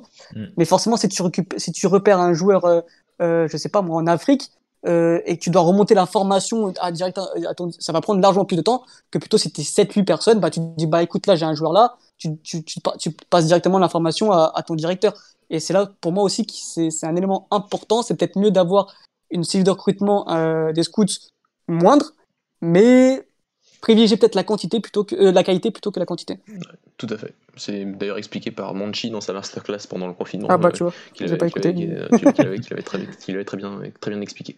On a fait long sur José Boto. On va juste évoquer encore quelques-uns dirigeants, peut-être un peu plus rapidement. C'est vrai qu'on voulait faire cette page spéciale pour José Boto et pour son travail du côté du Shakhtar. On va en parler d'un autre, qui limite peut-être est encore plus adapté, fait en France ce qui devrait être fait au Portugal en termes d'exactement de cette recherche à moindre prix, moindre coût pour vendre plus cher. C'est Luis Campos du côté de Lille. On parle beaucoup de projets comment on appelle ça, j'ai perdu le nom par rapport à Lille du trading, voilà, ça m'est sorti la tête du trading. Mais on parle du trading du côté de Lille, mais les Lillois ont quand même investi 32 millions d'euros cette saison pour Jonathan David, 25 millions d'euros pour Renato la saison dernière, investi dans des formations, dans des structures. Certes, Lille vend, mais limite vend dès que l'offre est irrefusable, comme Osimhen, comme BP, même si c'était pas un projet de trading sur le papier. Moi je dis souvent, mais ces garçons-là, tu peux pas les garder. Hein. Si t'as Arsenal qui arrive avec 80 millions d'euros, 90 millions d'euros, tu le gardes pas, tout simplement. Donc voilà, et par contre, de l'argent, tu le récupères et tu investis pour prendre un joueur, Osimhen l'année d'après, puis aujourd'hui Jonathan David, qui a un peu plus de mal et peut-être mettra un peu plus de temps, parce que tous les joueurs ne sont pas équivalents, mais reste un joueur de grand talent et mettra peut-être un peu plus de temps à exploiter, à démontrer tout ce potentiel en Ligue 1. Donc voilà, je vais te lancer, Alex, Sergio, qu'est-ce que vous fait penser Luis Campos, qui après avoir réussi à Monaco, on peut le dire, réussi à Lille. En attendant, est-ce qu'il va rester ou pas, quoi? Je te laisse prendre la main. Vas-y. Luis Campos, c'est tout simplement, je pense, l'un des personnes que je préfère le plus dans le monde portugais, avec Mourinho et Ronaldo. Je suis vraiment un grand fan de ce bonhomme-là. Pourquoi ? Parce que, pareil pour Ronaldo, il a su se réinventer, c'est-à-dire que de base, c'était un coach. Un coach qui a commencé sa carrière très tôt. Il a fait quoi ? Il a fait une quinzaine d'années en tant que coach, comme José Boto d'ailleurs. Les deux ont commencé par des carrières de coach. C'était pas des grands coachs. Ah ouais, il me semble que Campos fait quand même pas mal de clubs en première division. C'est ça, il fait Beramad, Penafiel, il a fait les gens, il en fait quelques-uns, Oui, il en fait quelques-uns, mais voilà, c'est des résultats. Il descend 2 fois, je crois même 3 fois, il descend avec Beramar, etc. Mais par contre, c'est quelqu'un qui tactiquement était très fort et qui avait la réputation de faire très bien jouer ses équipes. Mais voilà, il a vu qu'en tant que coach, il n'y arrivait pas, que les résultats n'étaient pas bons. Il a su se réinventer, c'est-à-dire qu'il s'est écarté un peu du monde du football. Il s'est dit, je vais rattraper le monde du football, mais dans une autre chaîne. Et il a eu la chance de croiser Mourinho, qui a ensuite fait venir au Real en tant que superviseur pour les autres équipes, et ensuite en tant que scout. Et ensuite, on connaît tous l'histoire, Monaco, et maintenant Lille. Et aujourd'hui, il a pris une place tellement importante dans le foot, surtout à Lille, qu'aujourd'hui, limite, tu préfères te séparer d'un Ingla plutôt qu'un Campos, parce que tu sais que ton projet, en fait, se repose sur Campos. Et on le voit à Monaco. Une fois que Campos est parti, Monaco, ça jouait quasiment le maintien. Et Lille, j'ai peur que ça fasse pareil, parce que Campos, c'est le projet lillois, et on voit que le garçon est tout simplement trop fort. Quand il va le chercher un Selic en D3 ou D2 turc, mais c'est juste, je sais pas, j'ai pas de mots, c'est incroyable, et le mec il se trompe très très rarement, c'est-à-dire que on dit tous oui, trading, mais en fait, ce qu'on oublie de dire, c'est que Campos, quand il construit son équipe, il construit déjà une colonne vertébrale avec des joueurs expérimentés. Il l'a fait notamment avec Monaco, avec Carvalho, Toulalan, Moutinho, Falcao, et ensuite quand Falcao s'est blessé, il n'est pas parti chercher un jeune crack, il est parti chercher quoi ? Berbatov, pareil pour l'expérience. Et ensuite, à côté, il place des cracks à côté, parce que pour lui, c'est essentiel qu'un jeune crack puisse apprendre aux côtés d'un joueur d'expérience. On l'a vu notamment avec Bernardo Silva, qui a appris énormément avec Moutinho.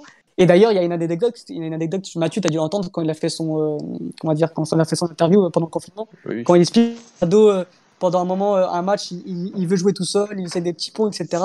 Et que Berbatov, à la mi-temps, il va pour le taper, il lui dit, écoute, la prochaine fois que tu me fais pas la passe, je t'en mets une. Et ensuite, au retour des vestiaires, il lui fait double passe décisive. Tu as écouté ça? Oui, j'avais entendu, c'est ça m'a fait bien rire. Et c'est là où il est fort, c'est-à-dire que même là, il est fait à Lille. Donc, c'est-à-dire que à Lille, ça n'a pas marché. Pourquoi avec Bielsa? Parce que Bielsa, lui, il voulait que des jeunes. Et une fois que Bielsa est parti, c'est Campos vraiment qui a pris les rênes de l'équipe, il a fait venir quoi? Il a fait venir José Font, il a fait revenir Cheka, il a fait venir devant, il a fait venir qui? Là, par exemple, il fait venir Wilmaz. Donc voilà, c'est vraiment sa colonne vertébrale est basée sur des genres d'expérience. Et à côté, il te rajoute des jeunes pépites. Et tu vois que toute cette recette fonctionne très bien. Ouais, je suis tout à fait d'accord. Je dirais même que les jeunes, enfin les entre guillemets vieux qu'il prend, sont pas que des vieux, sont quand même des joueurs qui ont un niveau quand même actuellement très très bon encore. Quand il prend Fonte, il prend pas un joueur qui est en fin de carrière. Yilmaz actuellement, c'est un joueur qui, on le voit, est absolument pas en fin de carrière. Et donc, est en fin de carrière, mais encore un niveau, très élevé, mais voilà, tout à fait convenable pour la Ligue 1 actuellement, même pour les compétitions européennes. Et c'est un peu la nuance que je portais par exemple avec Quaresma du côté de Guimarães, c'est que oui, t'as pris peut-être Silvio Quaresma pour encadrer tout ça, mais il y a peut-être que Silvio qui a le niveau, parce qu'on remarque qu'on a l'impression que Quaresma en fait il a plus du tout quoi. Même pour la première division portugaise quoi. Donc attendons un peu, mais c'est un peu la crainte que j'ai. Et par rapport à Campos, moi aussi, par rapport à cette interview, on en avait parlé Alex, c'est en fait sa connaissance du jeu qui l'aide par rapport à son recrutement, c'est ce côté de savoir exactement qu'est-ce qu'il a besoin et de recruter un joueur plus que par rapport à ce qu'il a besoin que par le joueur en lui-même. Et que si un joueur, je sais pas moi, 10 étoiles, ne correspond peut-être pas 10 étoiles, il va le prendre, mais peut-être un 8 sur 10, il va peut-être prendre le 7 sur 10 parce que le 7 sur 10 correspond bien mieux au projet actuel de l'entraîneur qu'il a sous sa charge. Et c'est ça aussi qui est très bon. Et ça, c'est ce côté qu'il a vraiment une connaissance du jeu et il sait exactement par rapport aux demandes de l'entraîneur, le joueur qui va correspondre et va entrer dans le modèle de jeu du coach. Et ça c'est vraiment une qualité qu'il démontre, c'est vraiment de choisir minutieusement les joueurs par rapport au principe de jeu de l'entraîneur. Il y a aussi cette faculté aussi de cette connaissance de la périodisation tactique. Quand il prend Georges Maciel pour remplacer Sacramento quand il part avec Mourinho, on sent qu'il a même cette connaissance des entraîneurs, des techniciens, de savoir qui est bon et qui ne l'est pas, et d'avoir limite un peu orienté Christophe Galtier dans cette voie de la périodisation tactique et de ces nouvelles méthodes d'entraînement pour obtenir ce genre de performance aujourd'hui, de ce genre de performance collective qui cette année marche sacrément bien. On a vu des résultats parce que c'est vrai que c'est quand même rare qu'un club français comme Lille batte un club étranger comme le Milan AC en Coupe d'Europe, surtout en plus à San Siro. Donc voilà, c'est ce genre de performances qui sont vraiment à relater et qui démontre aussi sous cette compétence au niveau bien sûr de l'identification des joueurs, mais encore plus l'identification des joueurs en fonction du modèle de jeu de l'entraîneur. Pour compléter ce que tu viens de dire sur Galtier, après je laisse la parole à Sergio, c'est totalement ça en fait, parce qu'on sait que Galtier voulait venir avec son staff technique, et Campos, qu'est-ce qu'il dit? Il dit non, je t'ai fait venir, mais moi je laisse João Sacramento, et ensuite il fait venir Georges Maciel, parce que pour lui, c'est important aujourd'hui qu'un staff soit composé de différentes nationalités, des différentes cultures, car pour lui, c'est pas rester sur une culture française et plutôt apprendre d'autres cultures, parce que c'est important de mélanger toutes les cultures et d'apprendre de partout, quoi. Et on voit aujourd'hui que la recette marche bien, et on voit que oui, aujourd'hui, c'est vrai que j'étais pas forcément d'accord au début, mais aujourd'hui, j'ai peut-être compris que Galtier, et s'il est devenu aussi fort aussi, et attention, je rentre pas dans le chauvinisme, c'est peut-être parce que il y avait João Sacramento et Georges Maciel aujourd'hui pour l'aider. Et je dis pas que c'est eux qui ont tout fait du projet lillois, mais je dis que je pense que ces hommes-là ont fait progresser Christophe Galtier. On est d'accord. Serge, est-ce que tu as quelque chose à rajouter sur Luis Campos? Ouais, alors moi je vais pas m'avancer trop sur la Ligue 1 et ce qui se passe en Ligue 1 parce que c'est pas un championnat que je suis. Mais si on fait l'exercice de se dire pourquoi au Portugal ça se passe pas pareil, on va dire. J'ai l'impression dans ce que vous racontez que, par exemple l'exemple de Lille, c'est un modèle construit sur la structure en fait. Donc Luis Campos qui fait partie de la structure et qui, en gros, c'est lui qui est le renfort vraiment de ce club et qui, tu te dis, quel que soit le coach ou quoi que ce soit, tu te dis ça va continuer à marcher. Au Portugal, j'ai l'impression qu'on est plus sur un modèle centré sur les coachs. C'est-à-dire, dans ce que vous racontez, j'ai pas l'impression de voir des postes similaires dans nos clubs. J'ai pas l'impression de voir des Luis Campos dans nos clubs, à part si je me trompe. Voilà. Donc, c'est des modèles qui sont axés sur les coachs et c'est le coach finalement qui fait un peu ce qu'il veut. Et donc, là où on avait avant Porto et Benfica des structures très fortes, il y avait ce mot structure au Portugal dont on parlait beaucoup. J'ai l'impression que c'est ça qui s'est peut-être perdu et qu'on retrouve dans ces exemples-là comme Luis Campos ou comme au Shakhtar donc des structures fortes où tu as l'impression que quel que soit le coach, ça va continuer à rouler parce qu'ils savent identifier les problèmes, ils savent identifier les besoins et ils remplacent. Parce que personne n'est irremplaçable, il faut le dire, à part peut-être CR7 ou Messi. Et même eux, ils le seront peut-être un jour. Et puis voilà, et ça continue de rouler, quoi. Ouais, c'est exactement ça. Ouais, en fait, t'as dit le club est plus fort que l'entraîneur, etc. Et c'est ça qui est très fort. C'est vrai, je suis d'accord. Ouais, et surtout, c'est qu'aujourd'hui, j'ai l'impression quand même que les clubs, t'as fait raison, c'est que, mais d'un point de vue général, les coachs arrivent et partent beaucoup plus rapidement qu'à une époque. Et qu'en fait, c'est difficile en fait de baser ton projet sur un entraîneur, mais qu'il faut plus maintenant baser ton projet sur un directeur sportif qui lui va se baser sur un type d'entraîneur, et c'est ce qu'on n'a pas forcément au Portugal. Tu vois, je prends l'exemple de Braga, c'est le côté Antonio Salvador, qui est un homme qui s'entoure très bien et qui connaît plutôt bien le football, mais qui ne le connaît peut-être pas d'un point de vue hyper détaillé, mais qui va s'entourer de personnes qui eux le connaissent encore mieux, et on n'a pas forcément les noms, enfin on a quelques noms, mais il n'y a pas vraiment de directeur sportif du côté de Braga, il y a plus une cellule de directeur sportif en quelque sorte, et ce qui permet de choisir dès qu'on a besoin d'un coach, de choisir un coach en fonction de ses idées et en fonction aussi du contexte. Par exemple, le côté Ricardo Sapito, quand il arrive, c'était plus par rapport au contexte. On perd un entraîneur à un moment catastrophique de la saison, comme il fallait se qualifier pour la Ligue Europa, on essaie de prendre un coach plus court-termiste que sur le long terme. Et aujourd'hui, on peut se permettre de prendre un coach sur le long terme, moyen terme avec Carlos Carvalhal, parce qu'on a déjà cette qualification européenne. Et donc c'est ce choix de coach. Et si tu regardes avec Braga, par exemple, t'as choisi Carvalhal, t'as eu du Abel, t'as eu du Paulo Fonseca, t'as eu du Leonardo Jardim, t'as quand même une base de coach quand même très compétent, avec pas forcément exactement les mêmes idées, mais au moins cette volonté de faire jouer ses équipes. Et là c'est un peu le cas maintenant avec Campos, c'est de se dire qu'avec José Boto, c'est que tu vas perdre Paulo Fonseca du côté du Shakhtar, tu vas prendre un entraîneur du même type, et tu vas pas prendre le même coach, parce que le coach il est plus là, il est à la Roma.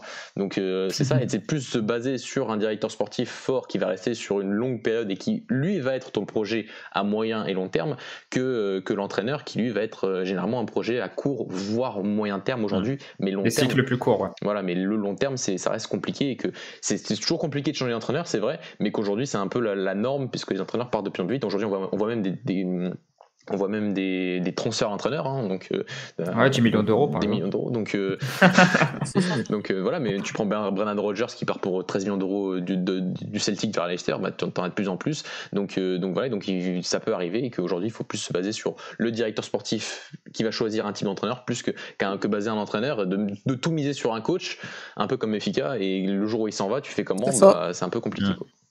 Ouais.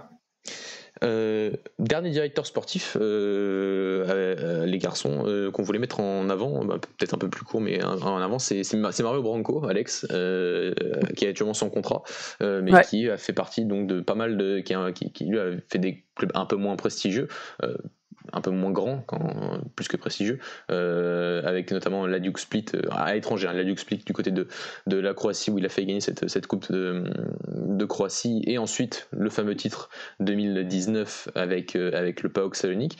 Un entraîneur qui reste un directeur sportif qui reste sur le côté scouting, mais sur son approche, par contre, Alex, on a l'impression comme qu'il a aussi une approche plus de projet, avec cette sensation de plus de diriger aussi une structure, une équipe, pour faire limite fonctionner le club, et que l'équipe première a une part hyper importante, mais qu'elle a pas, mais qu'il y a quand même une autre part aussi, plus que le scouting, c'est cette gestion sportive qui quand on entend parler, a une grande place, je trouve. Moi je pense que ça provient du fait de son passage à Estoril, parce que si on compare avec Boto et Campos n'a jamais travaillé au Portugal dans ce rôle-là, je parle de scout ou de dirigeant. Boto a travaillé juste en tant que chef scouting, alors que Branco, lui, a vraiment travaillé au sein d'une direction sportive dans un club portugais, à Estoril d'ailleurs, où il qualifie ce club-là avec Marco Silva, 2 fois en Europa League, c'est ça, si je dis pas de bêtises. Donc voilà, je pense que c'est un profil totalement différent des autres, et ça provient de son passage à Estoril. Et ensuite, comme tu l'as dit, il est passé ensuite à Split, il est passé au PAOK, où il fait un très bon boulot, c'est-à-dire qu'il l'équipe remporte le titre 34 ans après, quand même, c'est à souligner. Et voilà, et d'ailleurs, là, il répète à plusieurs reprises comme quoi il souhaiterait revenir au Portugal. C'est parce que vraiment, je pense qu'il a les compétences pour, et qu'il veut reprendre un peu ce rôle-là de dirigeant, cette fois-ci d'un gros club. Et d'ailleurs, ce qui est assez marrant, le point commun de tous ces directeurs sportifs, c'est quand la Roma cherchait un directeur sportif. Bon, on a entendu Luis Campos, José Boto et donc Branco. Et au final, ils sont partis chercher un Thiago Pinto qu'on ne connaissait pas. Mais ça prouve vraiment la compétence de tous les dirigeants portugais et étrangers. Et pour revenir à Branco, et oui, tu as raison Mathieu, c'est moins basé sur le scouting, c'est plus peut-être basé sur une gestion d'une équipe sportive, mais c'est encore une fois un dirigeant qui mériterait d'être connu au plus haut niveau. Ouais, gros travail aussi, j'ai oublié de l'évoquer, t'as bien fait, le travail à Estoril. C'est vrai que j'étais plus sur le côté étranger depuis tout à l'heure, donc c'est vrai que j'ai oublié son passage au Portugal, qui est un peu le plus, limite, l'une de ses plus grandes réussites, c'est ce qu'il a fait à Estoril avec Marco Silva. Donc il cherche un club, il a dit que ce serait sûrement un des 4 grands au Portugal. Donc donnez-lui la chance, parce que c'est quand même un très très bon CV. Et pour parler d'Estoril, juste mettre en. Si on peut parler d'entraîneur du futur, moi je parlais de directeur sportif du futur, Pedro Alves, du côté du Sporting. J'en parle parce que c'est l'ancien directeur du recrutement de Braga, qui depuis 3 saisons est maintenant le directeur sportif, donc sorte de promotion du côté d'Estoril, qui a donc qui est ce directeur sportif qui est un peu comme Mario Branco, et plus côté scouting certes par rapport à certains palmarès comme Marcos Antonio, on a beaucoup parlé dans cette émission, c'est lui qui l'a trouvé à l'Atlético Paranaense, qui l'a fait venir à Estoril en équipe U23, puis après quelques matchs en équipe B avant de s'envoler tout de suite du côté de l'Ukraine. Il a une très très bonne relation avec José Boto, donc ça peut se comprendre. Mais les Mateus Nunes qu'il était cherché en 4ème division portugaise, c'est lui. Totti Gomes, un jeune défenseur il me semble, est parti à Wolverhampton pour 1 million d'euros quand même. Philippe Soares, c'est lui qui est allé chercher, qui l'a un peu relancé du côté de Estoril après son passage à Benfica. Notre joueur Renat Dadashov, qui a fait une bonne petite saison et qui est parti pour une belle somme aussi du côté des Wolves, il me semble aussi. Donc voilà, donc je le remets en débat parce que je le connais, parce que voilà, il a fait de très très bon travail du côté de Braga, notamment à l'époque de Paulo Fonseca. Il a fait pas mal d'interviews sur sa relation, c'est quelqu'un qui est encore très attaché au club, et il fait du bon travail. Et Estoril était en train de mener, je crois, et a conforté sa première place au classement. Donc ça a mis du temps avant peut-être de revoir. Ils ont fait 2-2. 2-2, ah ouais, 2-2 finalement, je suis mené d'ailleurs. Donc voilà, mais ils sont bien partis pour lutter pour revenir en première division 3 saisons après bientôt 4, à la fin de la saison, 4 saisons après la descente d'Estoril. Donc voilà, jeune directeur sportif et qui fait du bon travail, très bon travail. Il y a quand même quelques échecs sur ces dernières saisons, mais du bon travail pour refaire monter ce club, et pourquoi pas un jour revenir du côté de Braga, ça me ferait plaisir. et juste rajouter un truc par rapport à Mario Branco, c'est ce côté que tous les directeurs sportifs, même si on a l'impression qu'ils sont tous très bons, par rapport au club, j'allais dire, ce sont pas forcément adaptés. C'est-à-dire qu'un Luis Campos par exemple est peut-être considéré comme le meilleur directeur sportif du monde, mais est-ce qu'il s'adapterait à tous les clubs du monde par rapport au projet? C'est pas certain. Et donc c'est aussi ce côté que les clubs aussi, quand ils choisissent un directeur sportif, ils doivent aussi prendre un directeur sportif qui corresponde un peu à leur philosophie, à leur projet qu'ils ont d'un point de vue plus global, avant d'entrer dans le détail du métier de directeur sportif, et que tous les directeurs sportifs ont des profils, j'ai envie de dire. Voilà, Mario Branco n'est pas exactement le même profil que Luis Campos, ni José Boto. Peut-être même que José Boto n'est pas du tout le même profil de directeur sportif par rapport à son travail que Luis Campos, et pourtant ça dépend de. Voilà, je vois Luis Campos du côté du Shakhtar par exemple, j'aurais eu peut-être un peu plus de mal que José Boto aujourd'hui, parce que par rapport à ce qu'ils ont démontré avant. Donc voilà, c'était petit aparté. Les garçons, on est chaud. Vas-y Alex. Juste pour finir, on a vu d'ailleurs que, pour revenir à Damer Lopez, qu'il n'a pas hésité à refuser les appels de phare du Real de Madrid. Pourquoi ? Parce que tout simplement, il savait qu'il ne pouvait pas mettre en place son modèle. C'est-à-dire que lui, c'est un joueur qui va chercher les joueurs très tôt, limite en U15, et ensuite il les intègre et il voit comment ce joueur développe pour les jouer en équipe première. Et tu sais très bien que tu ne peux pas faire ça au Real de Madrid. Et c'est pour ça que, comme tu as dit, oui, je pense qu'aujourd'hui, directeur sportif, c'est vraiment sur un modèle de projet d'une équipe. Et par exemple, moi, bien sûr que je rêverais d'avoir un Luis Campos au PSG, mais je sais pertinemment que ça ne marcherait pas, parce que c'est pas du tout le modèle de ce club-là. Ouais, t'as bien complété mon propos, c'est exactement ce que je voulais dire, et tu as donné un exemple, donc c'est parfait. Donc les garçons, on est plus à 1h22 de podcast sur cette direction. On savait que ça allait être long, on savait, mais on avait des choses à dire. Donc voilà, mot de la fin, si vous en avez un par rapport à notre sujet, par rapport à autre chose. Il faut qu'on parle de quelque chose avant, mais si par rapport au podcast, en tout cas, est-ce que vous avez quelque chose à raconter? Non, je te laisse faire les hommages qu'il y a à faire. Voilà, ouais, parce que voilà, on enregistre donc ce 29 novembre 2020, un jour après donc d'un jour après qu'on ait appris donc le décès de Vítor Oliveira, un entraîneur qui entraînait encore en première division l'année dernière du côté de Gil Vicente. Un dernier défi fou de reprendre ce club en première division, alors qu'on savait qu'il aimait pas forcément prendre un club en première division, sachant qu'il n'allait pas aller chercher de grandes choses, mais il a fait de grandes choses avec ce club pour son dernier défi, de récupérer, de ne pas s'être battu pour le maintien l'année dernière avec une équipe qui revenait de 3ème division, d'une équipe qui revenait d'une saison sans jouer, en jouant mais que des matchs amicaux par rapport au processus et au procès qui avait donc conduit la réintégration de Gil Vicente en première division portugaise la saison dernière, qui donc encore, il les a maintenus, ils sont encore en première division. Malheureusement, Vítor Oliveira, lui, n'est plus avec nous. Il est donc décédé hier d'une crise cardiaque, un hommage l'un des plus grands entraîneurs du monde professionnel portugais, et l'hommage que lui a rendu par la Ligue de faire en sorte que le trophée aujourd'hui du meilleur entraîneur du mois et donc de la saison à la fin s'appellera maintenant le trophée du meilleur entraîneur Vítor Oliveira. Je trouve que c'est l'un des plus bels hommages qu'on pouvait lui rendre, parce que rares sont les entraîneurs, je pense, au Portugal qui peut-être représentaient aussi bien ce qu'était le monde professionnel et les 2 ligues professionnelles portugaises par rapport à ce qu'il a fait en 2ème division, par rapport à ce qu'il a fait aussi en première division sur ces dernières saisons avec Portimonense et Gil Vicente, plus ce qu'il a fait avant aussi en première division. C'est une carrière de plus de 30 ans en tant qu'entraîneur, 30 ans plus ce qu'il a fait en tant que joueur qu'il a donné au football portugais. C'était pas qu'un simple entraîneur, c'était aussi un homme qui avait des convictions, qui n'hésitait pas à l'ouvrir, si on peut le dire comme ça, pour parler des différents problèmes qu'il y avait dans notre football, de tout le monde, des grands, des petits, de la Ligue, de la Fédération. Il n'a jamais hésité à dire ce qu'il n'allait pas et a souvent indiqué la voie pour s'améliorer. Il nous a quittés brutalement hier et on souhaite toutes nos condoléances à sa famille et à ses proches. C'est un entraîneur qui avait encore beaucoup de choses à nous donner aujourd'hui par ses interventions. Il commentait encore cette semaine les matchs de Ligue des Champions et analysait les matchs des clubs portugais en Europe, et donc c'était une nouvelle très triste, une nouvelle encore dans cette semaine très compliquée. Et même si on pense et on est certain qu'il aurait pu encore nous apprendre beaucoup de choses, il nous a, par son passage, nous a appris énormément de choses dans le football portugais, et voilà, et donc on voulait lui rendre hommage aujourd'hui dans ce podcast. Très bel hommage. Voilà. Rien à dire. Les garçons, donc on va terminer sur ce message, et voilà, donc répéter que vous pouvez donc toujours nous suivre sur toutes les différents réseaux sociaux, Twitter, Facebook, Instagram. N'hésitez pas à mettre un pouce bleu sur cette vidéo sur YouTube si elle vous a plu, tout sur toutes les plateformes de podcast, Spotify, Deezer, Apple Podcast, Deezer, Spotify, pardon.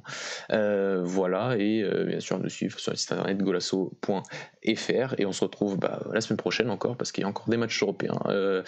On ne s'arrête plus, et donc à toute vitesse, et donc voilà, on a encore des lives à vous faire et à vous faire partager pour nous faire partager cette saison 2020-2021. Ciao. Ciao. Ciao.